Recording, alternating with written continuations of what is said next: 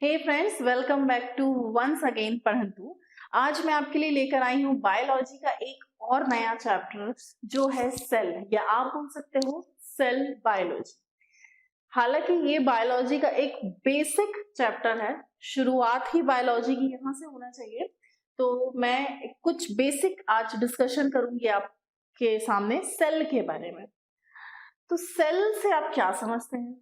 अच्छा, आपको पता है कि जब हम घर बनाते हैं, एक एक ईंट जोड़कर घर बनाई जाती है। वैसे ही एक पूरी जिस तरीके से एक एक ईंट जोड़कर, एक एक पत्थर जोड़कर पूरी बिल्डिंग तैयार होती है, वैसे ही वही रोल प्ले करता है हमारी बॉडी में सेल। एक एक सेल जोड़कर एक पूरी बॉडी बनती है। इसलिए हमारी बॉडी को मल्टी सेलुलर बोला जाता है। मिलियंस यानी करोड़ों सैकड़ों की संख्याओं में, अरबों की संख्याओं में सेल आपस में मिलकर हमारी बॉडी बनाते हैं। यानी एक टिश्यू का भी निर्माण करना है तो उसमें मिलियंस ऑफ सेल का काम होता है। ठीक है, तो वो है सेल। या आप एक टर्म दी गई थी सेल के लिए कि cell is the building block of a body और अ सेल टिश्यू, आप कुछ भी बोल सकते हैं। तो ये आपको समझ में आ ही गया होगा कि सेल क्या है। सेल एक बेसिक यूनिट है और जिससे पूरी बॉडी फॉर्म होती है, चाहे वो प्लांट हो, एनिमल्स हो, या मानव शरीर हो, या कुछ भी हो। जो भी चीज लिविंग है इस धरती में, इस दुनिया में, जो भी चीज जीवित अवस्था में है, वो सारी की सारी सेल्स से मिलकर बनी हुई है। चाहे वो एनिमल्स हो, बैक्टीरिया हो, वायरसेस हो, फंगस हो, कुछ भी हो। हाँ, वायरसेस को मैं यहाँ पर स्किप करूंगी क्योंकि ये एक बहुत अच्छा क्वेश्चन है जीके का कि सिर्फ वायरस एक ऐसी चीज है जो जीवित अवस्था में है लेकिन ये सेल से नहीं बनता। ठीक है, ये एक बहुत अच्छा क्वेश्चन है। आप चाहे तो नोट करके रख लीजिए कि वायरस क्यों सेल से नहीं बनता है। कि जब वायरस एक ऐसी चीज है, आपने सुना होगा कि बहुत सारे देश जो हैं अटैक्स के लिए वायरस को सेव करके रखते हैं। तो वायरस को आप एक बॉटल में भी स्टोर करके रख सकते हो। तो वायरस को जब तक आपने किसी चीज में स्टोर करके बंद करके रखा है, तब तक वो एक्टिव नहीं है।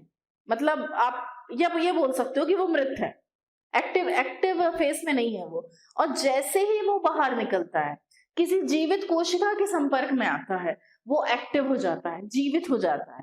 ठीक है, तो ये आपको बहुत अच्छे से याद रखना है कि वायरस एक ऐसा माइक्रो ऑर्गेनिज्म है जो जब तक किसी जीवित टिश्यू के संपर्क में नहीं आया है तब तक वो एक्टिव नहीं है, मृत अवस्था में है। और जैसे ही वो किसी जीवित कोशिका के या टिश्यू के संपर्क में आता है, चाहे वो मैं ये नहीं कह रही हूँ कि वो किसी एनिमल्स या ह्यूमन बीइंग के संपर्क में आए, वो हमारे वातावरण में जैसे ही मुक्त अवस्था में, फ्री स्टेट में आता है, तो ऑब्वियसली हमारे आसपास प्लांट्स हैं, हमारे एनवायरनमेंट में इतनी सारी गैसेस हैं और बहुत सारे माइक्रो ऑर्गेनिज्म हैं, तो वो किसी के भी संपर्क में आ सकता है। तो वायरस जैसे ही जीवित कहना चाहिए फ्री स्टेट में आता है, मुक्त अवस्था में आता है, वो एक्टिव हो जाता है। बट इसमें सेल नहीं होता। तो सिर्फ वायरस एक ऐसा माइक्रो ऑर्गेनिज्म है, आप बोल सकते हो, जिसमें सेल नहीं है, सेल एब्सेंट होता है। तो चलिए शुरू करते हैं और सबसे पहले देखते हैं कि सेल होता क्या है। So cell is the basic structural and functional unit of living, जीवित अवस्था की, यानी आप बोल सकते हो जीवन की एक स्ट्रक्चरल और फंक्शनल यूनिट है, इकाई है, आप बोल सकते हो। स्ट्रक्चरल क्यों बोला गया है? क्योंकि जो ढांचा है, जो स्ट्रक्चर है, वो सेल से ही बनता है। और फंक्शनल यानी हमारी बॉडी में जितने भी ऑर्गन्स है वो भी सब सेल से बने हुए हैं। तो हमारी बॉडी या प्लांट्स या जो भी मूवमेंट्स होते हैं लिविंग बींग्स में, वो सारे फंक्शंस किसकी हेल्प से होते हैं? सेल्स की हेल्प से होते हैं। The shape and size of the cells completely depends on the metabolic activities. Cell अलग अलग शेप के हो सकते हैं, बट उनका जो शेप है वो डिपेंड करता है कि किस तरीके की एक्टिविटी वो कर रहे हैं। जैसे अगर मैं एक जनरल एग्जांपल और सबसे बेस्ट एग्जांपल होगा कि हम अपनी ही बॉडी का एग्जांपल लेते हैं। हमारी बॉडी में हर बॉडी पार्ट की अलग अलग एक्टिविटीज हैं। कोई बॉडी पार्ट ज्यादा एक्टिव है, कोई बॉडी पार्ट कम एक्टिव है। तो जो बॉडी पार्ट्स कम एक्टिव है उनकी जो सेल्स होंगी वो उतनी ज्यादा एक्टिव नहीं होंगी, और या आप बोल सकते हो उनका जो शेप है वो उनके ही अकॉर्डिंग होगा, जिस तरीके से वो होगा। जैसे अगर फिंगर्स हमारी लंबी है तो लंबी है, दैट मीन्स ये लंबाई में रेंज है, ठीक है सेल्स। तो सेल का जो शेप है वो डिपेंड करता है उनकी मेटाबॉलिक एक्टिविटीज में। Cell was firstly discovered by Robert Hooke. ये आपको याद रखना है, ये क्वेश्चन बनता है कि सेल की खोज सबसे पहले किसने की थी। तो रॉबर्ट हुक साइंटिस्ट थे, उन्होंने ही सेल की खोज सबसे पहले की थी। Study of cell is known as cytology. Cell के बारे में पढ़ाई करना या स्टडी करना कहलाता है cytology. Cell is surrounded by a differentially permeable membrane. अब देखिए, हर चीज को एक प्रोटेक्टिव लेयर की जरूरत होती है, तो सेल के ऊपर भी एक मेम्ब्रेन, एक सुरक्षा कवच आप बोल सकते हो, जो सेल को प्रोटेक्ट करता है, तो उसको बोलते हैं परमिएबल मेम्ब्रेन। परमिएबल इसलिए बोला गया है क्योंकि वो सेल को प्रोटेक्ट करता है और उसके अंदर किसी चीज को एंटर नहीं करने देता है, इसलिए बोला गया है परमिएबल मेम्ब्रेन।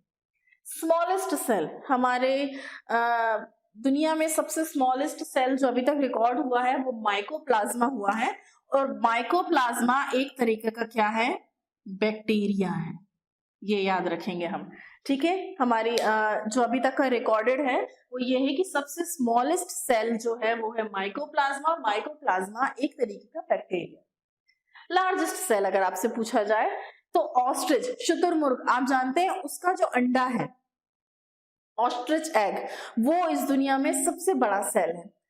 अब आप बोलेंगे कि एग को कैसे सेल बोल रहे हो, अभी तो आपने कहा कि सारी चीजें सेल से मिलकर बनती है, तो एग कैसे सेल हुआ।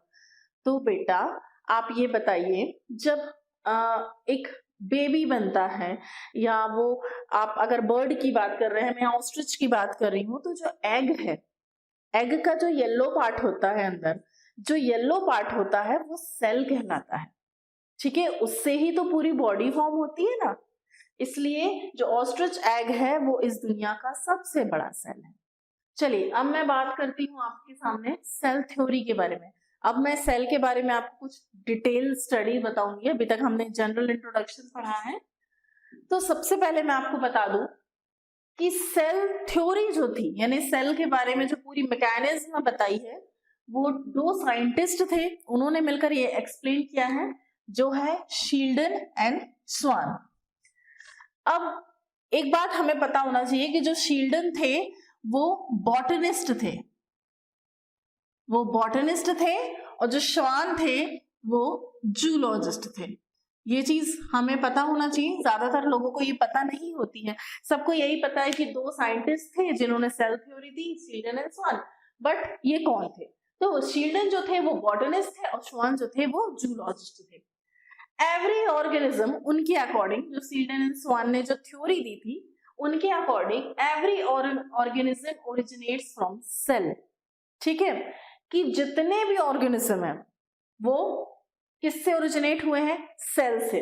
बट मैंने आपको अभी एक एक्सेप्शन बताया है, वायरस। यहां पर ये वाला जो पॉइंट है इस थ्योरी का, वो यहां पर फेल होता है। फेल इसलिए होता है क्योंकि वायरस भी एक ऑर्गेनिज्म है और वो सेल से ओरिजिनेट नहीं होता है। तो इस थ्योरी का ये वाला जो पॉइंट है वो एक्सेप्शन है कि every organism originates from cell. यहां पर आप ये भी लिख सकते हो या फिर ब्रैकेट में एक्सेप्ट वायरस, वायरस के अलावा, ठीक है, एक्सेप्ट वायरस। नेक्स्ट जो उन्होंने तर्क दिया था वो ये था कि the body of every organism, ध्यान देना, ध्यान से सुनना, the body of every organism made from one और मोर सेल, कि या तो एक सेल से बनी होगी या बहुत सारे सेल से बनी होगी। तो सिंगल, जो एक सेल से बनी हुई बॉडी है उसको सिंगल सेल्ड ऑर्गेनिज्म बोलेंगे, और जो एक से ज्यादा सेल से बनी हुई है उनको मल्टी सेलुलर ऑर्गेनिज्म बोलेंगे। मल्टी मीन्स बहुत सारे। Every cell is a self independent unit, हर सेल अपने आप में इंडिपेंडेंट यूनिट है, वो आपस में एक दूसरे से कुछ भी शेयर नहीं करते हैं, या बोल सकते हो वो अपने आप में एक कंप्लीट पैकेज है। उनकी अपनी बॉडी है, उनका अपना न्यूट्रिशन मोड है, सब कुछ अपना है। सेल्स, नेक्स्ट जो उन्होंने तर्क दिया था वो ये कि cells have various types of structures like cylindrical, उन्होंने बताया था कि इन तरीकों के स्ट्रक्चर हो सकते हैं सेल के, एलिप्टिकल, स्फेरिकल, ट्रांसवर्स एक्सेट्रा, मतलब कुछ भी शेप हो सकता है, वो डिपेंड करता है बॉडी के ऊपर और उनकी मेटाबॉलिक एक्टिविटीज के ऊपर। तो अब मैं आपको बताऊंगी टाइप्स ऑफ सेल। अभी तक तो आपने पढ़ लिया कि सेल क्या होता है। तो सेल दो तरीके के होते हैं, एक तो होता है प्रोकैरियोटिक और दूसरा होता है यूकैरियोटिक। क्या होते हैं प्रोकैरियोटिक सेल? प्रोकैरियोटिक सेल को प्रिमिटिव सेल बोल सकते हैं, या जो पुराने सेल होते हैं जो पूरी तरीके से डेवलप नहीं होते हैं, है ना, उनको बोल सकते हैं आप प्रोकैरियोटिक सेल। और इसका बहुत एक अच्छा एग्जांपल है वो है बैक्टीरियल सेल। इसमें न्यूक्लियस नहीं होता है, सेल मेम्ब्रेन नहीं होता है, और आरएनए डीएनए वगैरह सब एब्सेंट रहता है, तो ये कहलाते हैं प्रोकैरियोटिक सेल। यूकैरियोटिक सेल जो होते हैं विच इज कंप्लीटली डेवलप्ड, पूरी तरीके से निर्मित, कंप्लीटली डेवलप्ड या हेल्दी सेल्स आप बोल सकते हो, जिसमें आरएनए डीएनए भी होगा, वेल डेवलप्ड न्यूक्लियस भी होगा, सेल मेम्ब्रेन्स भी होंगे, जैसे for example plant cell, animal cell और बहुत सारे अलग अलग चीजें।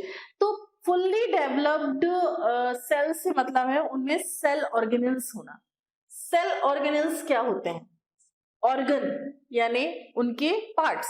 जैसे हमारी बॉडी में अलग अलग ऑर्गन्स होते हैं हमारी बॉडी को चलाने के लिए, वैसे ही सेल को चलाने के लिए सेल ऑर्गेनेल्स होते हैं, लाइसोसोम्स, गोल्गी बॉडी, माइटोकॉन्ड्रिया और बहुत सारे। उनके बारे में मैं आपको एक डिटेल्ड पूरा डेडिकेटेड वीडियो आपको बताऊंगी आगे। सेल ऑर्गेनेल्स क्या होते हैं। सेल स्ट्रक्चर कैसा होता है? Cell structure, every cell is made by cell organelles. जैसे हमारी बॉडी में अगर ऑर्गन्स नहीं होंगे तो हमारी बॉडी वर्क नहीं करेगी, वैसे ही अगर सेल ऑर्गेनेल्स नहीं होंगे तो सेल भी कैसे बनेगा। तो सेल बनाने के लिए या सेल बनने के लिए सेल ऑर्गेनेल्स की जरूरत होती है। तो इसके बाद का जो आगे का पार्ट है, यानी स्ट्रक्चर ऑफ सेल या सेल स्ट्रक्चर कैसे बनता है, किन किन चीजों से बनता है, वो मैं आपको अगले वीडियो में बताऊंगी। तो वीडियो पे बने रहिए। Thank you and have a nice day.